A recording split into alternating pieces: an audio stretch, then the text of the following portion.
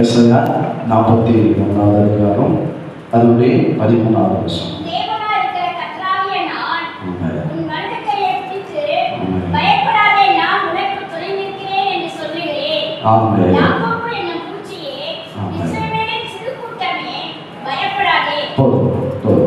அந்த மேல உள்ள பகுதி மட்டும் அதான் தலைப்பு, நான் உனக்கு துணை நிற்கிறேன். நேற்று நம்ம பயப்படாதுன்னு பார்த்தோம். இன்னைக்கு உன் தேவனாக இருக்கிற கர்த்தராகிய நான் உன் வலது கையை பிடித்து நீ பயப்படாத, நான் உனக்கு துணை நிற்கிறேன். ஒருவேளை நீங்கள் தலைப்பு எழுதணும்னா அதுதான் தலைப்பு எழுதிக்கோங்க, நான் உனக்கு துணை நிற்கிறேன். இப்போ யாருக்கெல்லாம் கர்த்தர் துணை நிற்பா அப்படின்னு நம்ம பார்க்க போகிறோம். ஆமாம், சும்மாலாம் நிற்க மாட்டாங்கல்ல. சும்மா யார் வந்து நமக்கு துணையாக நிற்பாங்க, நமக்கு பக்கபலமாக யார் நிற்பாங்க? கர்த்தர் யாருக்கெல்லாம் துணையாக நிற்பார் அப்படின்னு பார்த்தீங்கன்னா, வசனம் சொல்லுகிறது ஆதியாகமத்தின் புஸ்தகம் 6வது அதிகாரம் 8வது வசனத்தில் இப்படி சொல்லப்பட்டிருக்கிறது. ஆதியாகமத்தின் புஸ்தகம் 6வது அதிகாரம் 8வது வசனத்தில் வாசிக்கிறீங்களா? கிருபை கிடைத்தது. ஆமென்.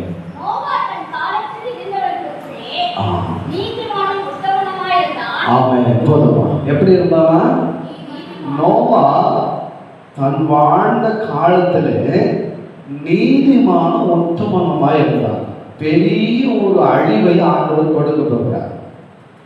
அந்த தேசத்தை, அந்த மக்களை அழிப்பதற்காக இவர்களுடைய பாவம் பரலோக தேவனுக்கு எட்டினதுனால இவர்கள் எல்லாரும் நான் அழிக்க போகிறேன் அப்படின்னு ஒரு வார்த்தையை கொண்டு பேசி, ஆனா அந்த அழிக்கப்படக்கூடிய இடத்திலேயே ஒரு மனிதனை கர்த்தர் பார்க்கிறார். அவன் எப்படிப்பட்டவனா?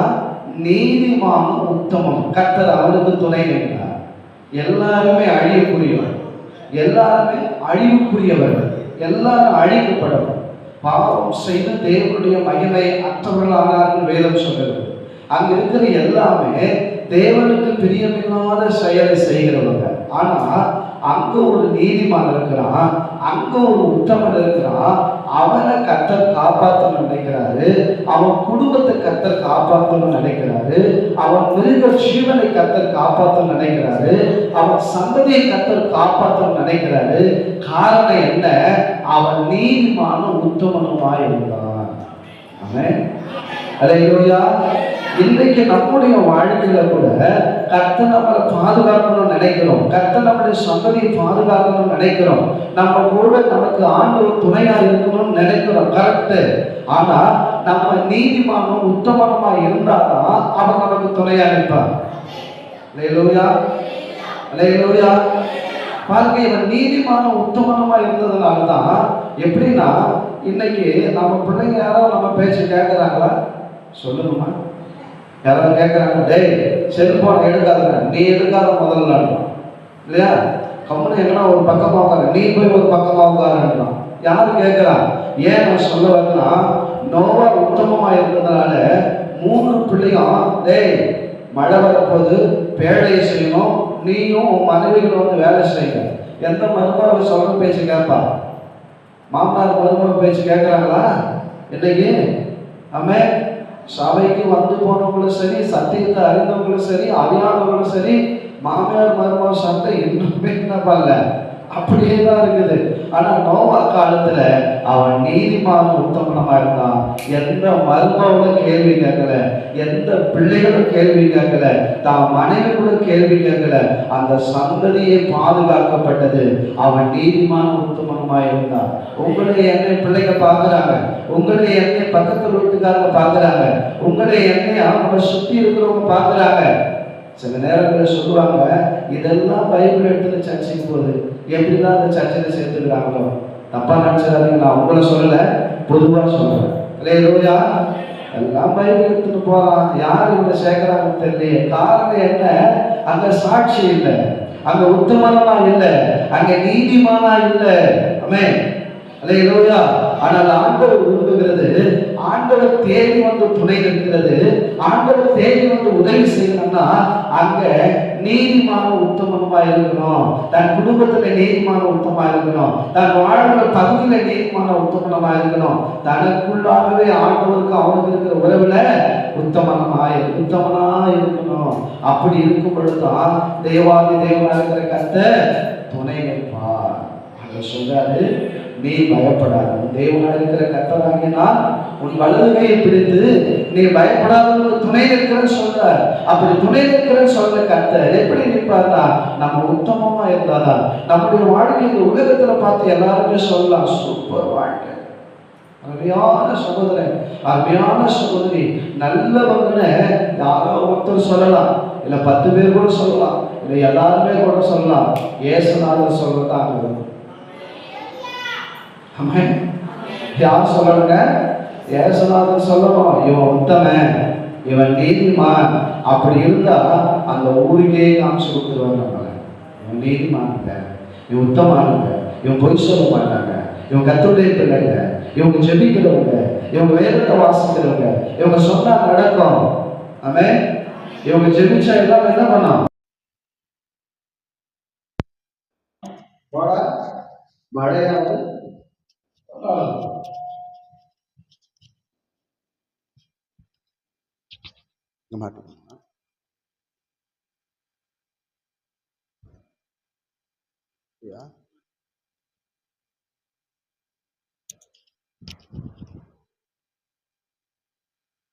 மன்னிக்கணும்.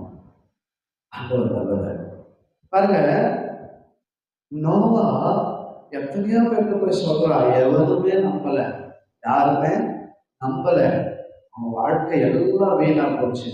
ஆனா நோவா காப்பாற்றப்பட்டார், நோவாவுடைய மனைவி காப்பாற்றப்பட்டார், நோவாவுடைய 3 பிள்ளைங்க காப்பாற்றப்பட்டாங்க, நோவாவுடைய 3 மருமகள்களும் காப்பாற்றப்பட்டாங்க.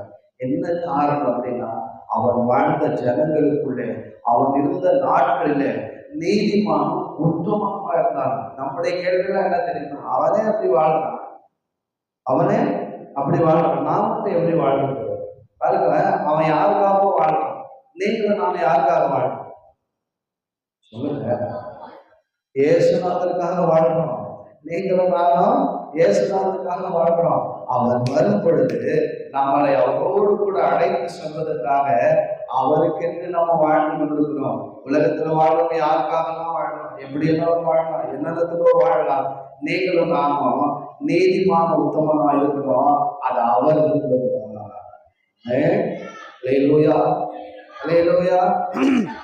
இப்படி நாங்க ஊழியம் செய்கிற அந்த நாட்கள்ல 2009, 10, 11, 11 லாஸ்ட்ல 2009ஆம் ஆண்டுலாம் ரொம்ப கஷ்டம். ஒரு 2 மேஸ்திரிங்க எங்க தேடி வந்தாங்க. அவங்க ரட்சிக்கப்பட்டு வேற சபைக்கு போனாங்க. என்ன சொன்னாங்க, பாஸ்டர் நீங்க வந்து வேலை எல்லாம் செய்ய வேண்டாம், இந்த செங்கல்ல எடுத்து கொடுக்குற மாதிரி ஆக்ஷன் பண்ணுங்க, நான் உங்களுக்கு கூடிட்டாங்க, நீங்க ஏன் உள்ள கஷ்டப்படுங்க. நான் அந்த வேலைக்கு போகவே இல்லை. நான் நம்பி வந்து கத்துறேன், எனக்கு சோறு கொடுக்கறதுக்கு அவர் ரெடியா இருக்கேன். ஆமென். இல்லையா?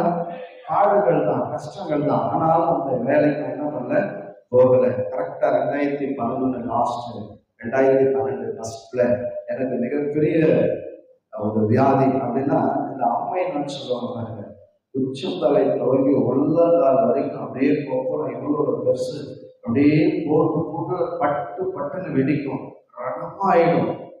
ரணமாயிட்டு ஞாயிற்றுக்கிழமை மட்டும்தான் நான் நின்று பிரசங்கம் பண்ண முடியும். மற்ற நாளெல்லாம் என்னால் எழுந்திருக்கவே முடியாது, படுத்துக்கிட்டே தான் இருப்பேன். இளநீ கொடுப்பாங்க என் மனைவி, குடிச்ச உடனே வாந்தி வந்துடும், வயிறெல்லாம் புண்ணு, எந்த இடத்துல ஒரு கேப் கிடையாது, ரத்தமா ஒரு சில நேரத்துல சீழ்மொழியும். ரொம்ப கஷ்டப்பட்டேன். அப்போ என் வீட்டாலே என்னை பார்த்து வந்து முடிஞ்சிருச்சு. நான் அப்பவே சொன்னேன், அங்கெல்லாம் ஊழியத்துக்கு போகாத, வீட்டு வாடகை கட்ட முடியாது, வீட்டிலே இருந்தா சொன்னேன், கேட்டியா? கல்யாணம் பண்ண 5ஆவது நாளே ஊழியம் போயிட்டேன்னு என் வீட்டுல எல்லாரும் பார்த்தாங்க. எங்க அப்பா, அம்மா, எங்க அண்ணன் எல்லாம் வந்து, ஓ இவன் செத்து போயிடுவான், இதுக்கப்புறம் பிழைக்க மாட்டான்னு சொன்னாங்க. எங்க அண்ணன் அழுதான் என்னை பார்த்து, நீ செத்துருவேடா தம்பி, என்னடா ஊழியத்துக்கு வந்து இப்படி ஆயிடுச்சு அப்படின்னு. அப்ப கூட எனக்கு அந்த செத்துருவன் அண்ணன் வரல. ஆனா இப்ப கூட எப்பயாவது கூட வந்திருக்கோம், ஆனா அப்ப நான் சாப்பிட்ற எண்ணமே வரல. அப்படியே அந்த வியாதி கொஞ்சம் கொஞ்சமா சுகமாச்சு. சுகமான உடனே மஞ்சக்காம இது கொஞ்சம் சுகமான உடனே மஞ்சக்காமால வந்து பயங்கர அவஸ்தப்பட்டேன். யூரியன்லாம் பயங்கரமா எல்லோ காப்பி கலரா மாறி மாறி வரும்.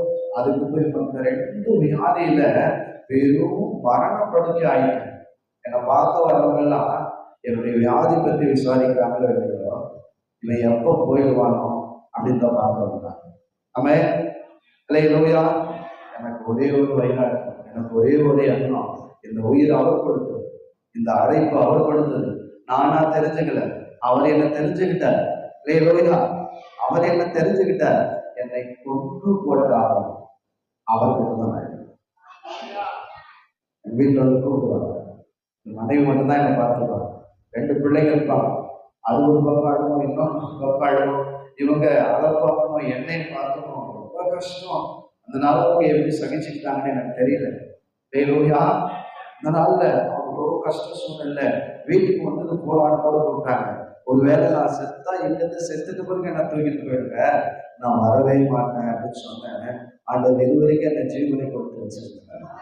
ஆனா கிட்டத்தட்ட 8 வீட்டை நாங்கள் மாத்திருக்கோம். 8 வீடு, 60-70 பேர், 100 பேர் கிட்ட ஆராதனைக்கு வருவாங்க. உடனே அந்த அவசரம் பார்த்து வீட்டை காரணம் இவ்வளவு பேர் வந்துக்கிறாங்க, வாடகை எடுத்துவாரு, நான் வீட்டை காரணம் சொல்லுவேன். தேவனா இருக்கிற கர்த்தர் அற்புதமா எங்களை பாதுகாத்து இப்போ ஒரு நல்ல சபையை கொடுத்துருக்கிறார். பாருங்க, நம்ம குறித்து பார்க்கிறோம். அவன் வாழ்ந்த காலத்துல நீதிமானும் உத்தமமா இருந்தான். அவனை யாருமே மதிக்கல. அவனை பார்க்கிற எவ்வளவு கேவலம் பார்த்தாங்க. அவன் சொல்ற பேச்செல்லாம் கேட்டு பைத்தியக்காரன் நினைச்சிருக்காங்க. ஆனா அவங்க சாகும் போது தான் தெரிஞ்சிருக்கிறோம். அப்பவே நோவா சொன்னான், அப்பவே அந்த நீதிமான் சொன்னான், அப்பவே அந்த உத்தமன் சொன்னான். அவன் நீதிமான் உத்தமனா இருந்தான். அவன் சொன்னதை நம்ம கேட்காம போயிட்டு அன்னைக்கு தான் அவங்க கஷ்டப்பட்டு கலங்கி இருப்பாங்க. இந்த நாட்கள்ல கர்த்தர் நமக்கு துணை நிற்கணும்னா நம்ம எப்படி இருக்கணும்? நீதிமானும் உத்தமனமா இருக்கணும். உலகத்துக்கு இல்ல, பக்கத்து வீட்டுக்காரங்கள்ல, நம்ம தெரிஞ்சவங்களுக்கு இல்ல, ஏசுநாதருக்கு உத்தமமா இருந்தா இந்த உலகத்தை எல்லாருக்கும் நம்ம உத்தமமா இருக்கோம். அல்ல இன்னொரு மனிதனை கூட குறித்து நாம் பார்க்க போகிறோம். 2 நாளாகமத்தின் புஸ்தகம், 2 நாளாகமத்தின் புஸ்தகம், அதனுடைய 19வது அதிகாரம்,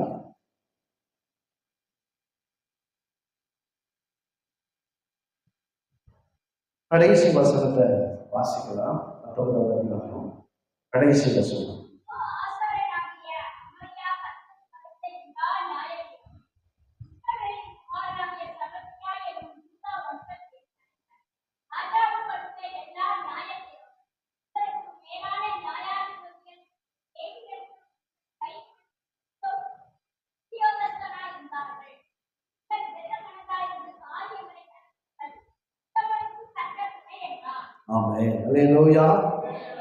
உத்தமனுக்கு கர்த்தர் துணை. உத்தமனுக்கு தான் கர்த்தர் துணை. பாருங்க, சும்மா சாதாரணமா இருக்கிறவங்களுக்குலாம் துணை நிற்க மாட்டாரு. அல்லேலூயா. வசனம் சொல்லுது, தேவனா இருக்கிற கர்த்தராகி நான் உன் வலது கை பிடித்து நீ பயப்படாத, நான் உனக்கு துணை நிற்கிறேன்னு சொன்னான்னா நான் உத்தமமா இருக்கணும். யோசபாத்துன்ற ஒரு ராஜா அவன் வாழ்ந்த காலத்துல நீதிமான உத்தமனமா வாழ்றான். அவன் உத்தமனா வாழ்ந்ததுனாலதான் 20வது அதிகாரத்துல இப்படி சொல்லப்பட்டிருக்கிறது. 1-2 வசனங்கள்ல, இதற்கு பின்பு மோவா புத்திரரும் அம்மோன் புத்திரரும் அவர்களோட அம்மோனியரும் அப்புறத்தில் உள்ள மனுஷரும் கூட யோசபாத்துக்கு விரோதமாய் யுத்தம் பண்ண வந்தார்கள். என்ன பண்ணாங்க? சண்டை போட வராங்க, இவங்களை கொலை செய்யணும்னு வராங்க, இவங்களை அடிக்கணும்னு வராங்க. பெரிய யுத்தம். இவன் கேள்விப்படுறதை எப்படி கேள்விப்படுறான்? 2வது வசனத்துல, சிலர் வந்து யோசபாத்தை நோக்கி, உனக்கு விரோதமா ஏராளமான ஜனங்கள் கடலுக்கு அக்கறையிலிருந்து சீரியாவிலிருந்து வருகிறார்கள். இதோ அவர்கள் எங்கேரியாகிய ஆசோன் தாமாரில் இருக்கிறார்கள் என்று அறிவித்தார்கள்.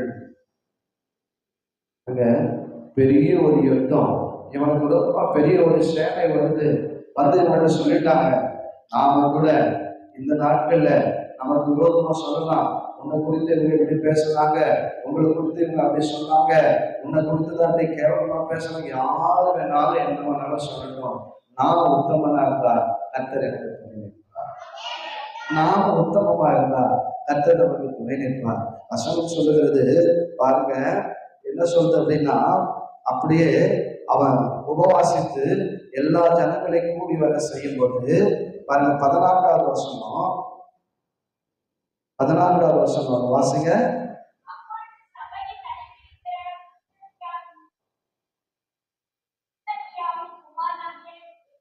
ஏலின் மகனாகிய பெனாயாவுக்கு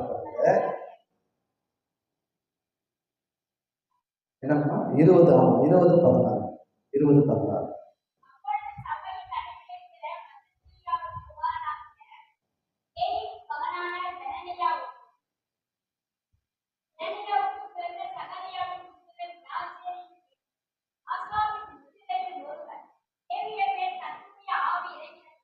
அவன் சொன்னது.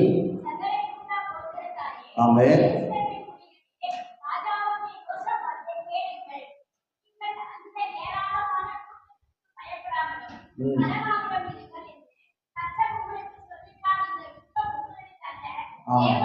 ஆமென். அல்லேலூயா, அல்லேலூயா. நீங்களும் நானும் உத்தமனா இருந்தா, நீதிமானா இருந்தா, உங்களுக்கு வருகிற யுத்தம் எல்லாம் அவர் பார்த்துக்கிறார். நமக்கு வருகிற யுத்தத்துக்கு முன்னாடி அவர் நிற்பார். நமக்கு யாரெல்லாம் யுத்தம் பண்ண நினைக்கிறாங்களோ, நமக்கு விரோதமா யாரெல்லாம் நிக்கணும்னு நினைக்கிறாங்களோ, எத்தனை கூட்டம் வருகிறதோ, எத்தனை ஜனங்கள் வருதோ, எத்தனை ஆகாத பேச்சுகள் வருதோ, எவ்வளவு குற்றங்கள் நமக்கு விரோதமா எழுதுகிறதோ, இதுக்கு எல்லாம் எதிரா எந்த மனுஷனும் இல்லை, எந்த அதிகாரம் இல்லை. அவன் எவ்வளவு பெரிய ஒரு ரவுடி இல்லை, கர்த்தரே நிற்பாரா. யாருங்க உத்தமனா இருந்தா, நீங்களும் நானும் உத்தமமா இருந்துட்டா போதும். வசனம் சொல்லு கடைசியில, கர்த்தர் உத்தமனுக்கு கர்த்தர் துணை. யோசேப்பு வாழ்ந்த நாட்களில நீங்க வீட்டுல போய் வாசித்து பாருங்க, அவன் வாழ்ந்த காலத்துல அற்புதமா நீதிமான உத்தமமா வாழ்ந்திருக்கிறான். அந்த ஜனங்களை எல்லாரும் உத்தமமா வாழ வைத்திருக்கிறான். அது மாத்திரம் இல்ல, 10 கட்டளைகளை, கர்த்தருடைய கட்டளைகள்லாம் அவங்களுக்கு எடுத்துரைத்து போதனை செய்ய சொல்லி ஆட்களை ஏற்படுத்திருக்கிறான். அவன் வாழ்ந்த நாட்களில அத்தனை பெரிய உத்தமனாக அவன் வாழ்ந்திருக்கிறான். அதனாலதான் சொல்றான், ஒருவர் மேல கர்த்தருடைய ஆவி இறங்கி என்ன சொல்றான், சகல யூதா கோத்திரத்தாரே, எருசலேமின் குடிகளே, ராஜாவாகிய யோசபாத்தை கேளுங்கள். நீங்கள் அந்த ஏராளமான கூட்டத்திற்கு பயப்படாமலும் கலங்காமலும் இருக்கிறது என்று கர்த்தர் உங்களுக்கு சொல்லுகிறார். இந்த யுத்தம் உங்களுடையது அல்ல. இந்த யுத்தம் யாருதில்ல, அவங்களது இல்லை, நம்மளது இல்லை. நமக்கு விரோதமா யார் வேணாலும் எழுப்பலாம், யார் வேணாலும் பேசலாம், என்ன வேணாலும் சொல்லலாம். ஆனா ஒரு வார்த்தை நான் சொல்லியிருக்கிறார், என் நாமத்தின் நிமித்தம் உங்க மேல பொய்யான தகவலை சொன்னாங்கன்னா நீங்க ரொம்ப சந்தோஷப்பட்டு களி கூறுங்கன்னு ஆண்டவர் சொல்லியிருக்கிறார். நாம அப்படியா இருக்கணும், நமக்கு அப்படியே மனசு என்ன இருந்தாலும் அவன் அப்படி சொல்லிடக்கூடாது. எப்படி கூடுவான் அவன், நல்லா இருப்பான் இல்ல, வண்டியில போகும்போது அவன் அப்படியே போயிடணும், திரும்பி வரவே கூடாது. இதுதான் நம்முடைய ஆசீர்வாதம். ஆனா இவங்க போய் ஆண்டத்தை ஜெபம் பண்ணவனே, நானே பார்த்துக்கோங்க, இந்த யுத்தம் என்னோட உங்களது அல்ல. அவன் நீங்களும் நாம உத்தமமா இருந்தா அவர் பார்த்துக்கும்படி நம்ம விட்டுருவோம் சொல்லியிருக்கிறாங்க. உனக்கு விரோதமா எழுப்பும் எந்த ஆயுதமோ, என்ன சொல்லியிருக்கிறாரு தெளிவா சொல்லுங்க, எப்படி சொல்லியிருக்கிறாரு, உனக்கு விரோதமா எழுப்புன்னு சொல்லியிருக்கிறாரு. சொல்லியிருக்கிறாரா இல்லையா? எனக்கு என்ன எழும்பவே கூடாது.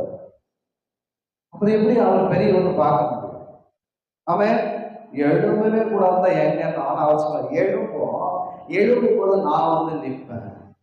நீ உத்தமனா இருக்கணும், நீ உத்தமையா இருக்கணும். நீ உத்தமனா இருந்தாதான் நோவா காலத்துல பாருங்க, எல்லா ஜனங்களும் அவனை கேவலமா பேசுறாங்க, எல்லா ஜனங்களும் அவனை திட்டிருப்பாங்க. சொந்தக்காரங்க எடுத்துக்க மாட்டாங்களா, சொந்தக்காரங்க அவனை கேவலமா சொல்லியிருப்பாங்க. வேற வேலை இல்லை, மழைன்னா என்னது, எப்போ வரும் மழை, எப்படிதான் ஒரு மழை, என்னடா பேசுற, உனக்கு ஏதோ பைத்தியம் போடான்னு சொல்லியிருப்பான். ஆனா எதையுமே அவன் பார்க்கல. அப்ப வசனம் சொல்லுது, அந்த வாசித்த பிறகு அவன் தேவனோடு கூட சஞ்சரித்தான். என்ன பண்ணானா? தேவனோடு கூட சஞ்சரித்தான். இன்னைக்கு தேவனோடு கூட சஞ்சரிக்கிறதுக்கு நமக்கு நேரம் ஒதுக்க முடியல. வேலை இருக்குது, வீடு இருக்குது, குடும்பம் இருக்குது. நோவாவுக்கு குடும்பம் இல்லையா? நோவாவுக்கு குடும்பம் இல்லை, வேலை இல்லை, பயங்கரமான வேலைங்க. ஆண்டவர் சொன்ன நாட்கள் கூட வேலையை செஞ்சு முடிக்கணும்.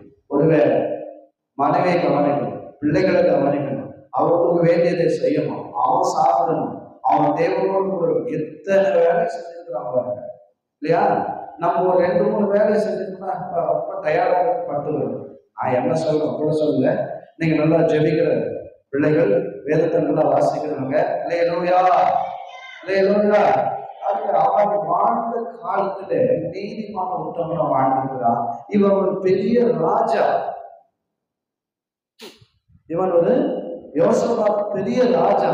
ஒண்ணு, இவன் நீதிமான உத்தமனா இருக்கிறான். இவன் மட்டும் போய் ஒழிச்சுக்கலாம். சொல்றாங்க, அவன் சின்ன பிள்ளைகளை விடல, பெரியவர்களை விடல, எல்லாரும் சேர்த்து அவனுக்கு பயம் வந்தோடனே உபவாசத்தை ஜெபம் பண்றான்.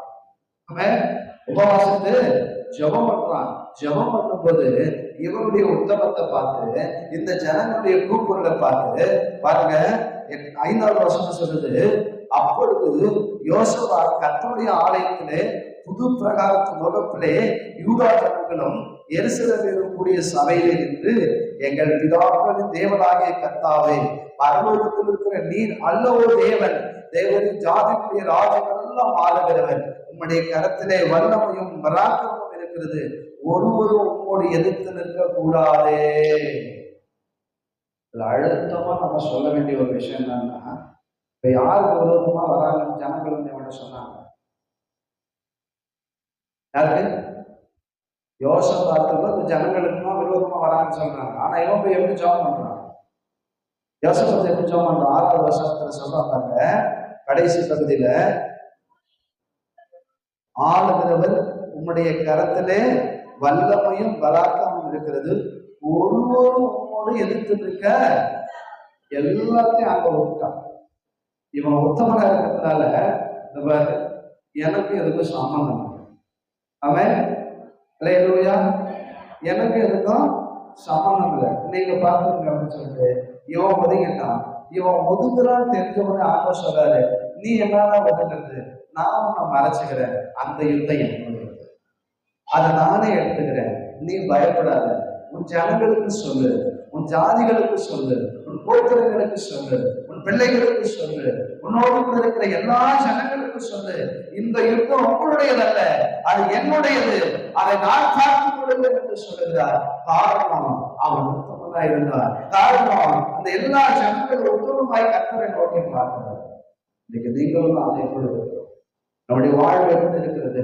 ஆண்டவருக்கு நேராக, ஆண்டவருக்கு முன்பதாக நம்முடைய வாழ்க்கை உத்தமமா இருக்குதா? நம்ம சொல்லிடலாம், என்ன பண்ண நான் சொல்லிடுறேன், என்ன கேட்டீங்கன்னா நான் பயங்கர உத்தமமா இருக்கிறேன், அவரை கேட்டாதான் சொல்லுவேன்.